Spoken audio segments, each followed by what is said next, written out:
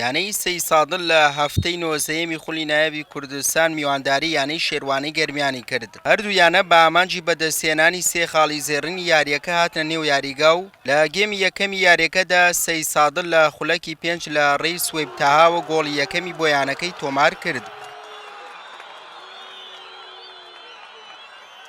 سەی سادق بەردەوام بوو لە ئەنجامە باشەکانی لە خولەکی 27 بەڵێنفایە گۆڵی دووەمی بۆ یانەکەی تۆمار کرد.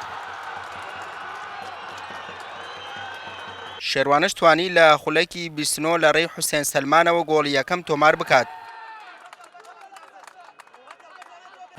بەوەش گێمی یەکەمی یاریەکە بە 2 گۆڵ بەرامبەر 1 گۆڵ بە سوودی سەی سادق بە کۆتا هات.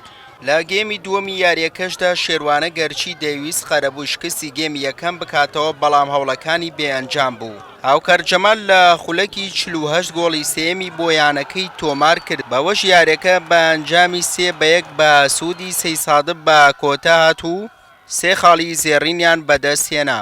سوپاس بۆ خوای گەورە ئێمڕۆ ئەتوانم بڵێم تەکتیکیان فەرێقەمان مۆفەق بوو. بەڕاستی لە شعنی شێروانەش کەم نەکەمەوە، شێروانەش فەریقە چاک بوو، بەڵام ئەلحەمدولیلا ئێمڕۆ تیپەکەمان مۆفەق بوو لە گۆڵکردن و توانیمان بە ئاست و بە ئەنجام ئەم سەرکەوتنە بۆ خۆمان دەستە بەرکەین. سوپاس بۆ خوای گەورە، من لێرەوە دەستخۆشی لە یاریزانەکان بەکەم بەڕاستی و ئەم سەرکەوتنەش پیرۆزە لە هاندەرانی یانی وەرشی سێسایق.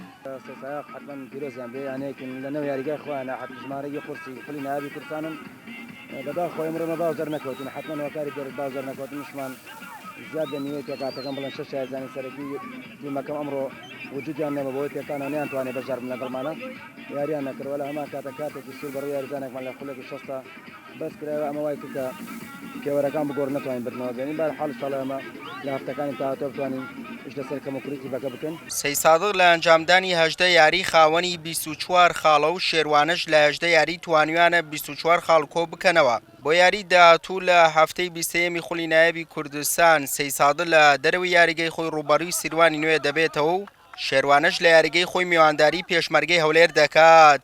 سوێ محەممەد کەناڵی ئاسمانی پەیام سەی سادق.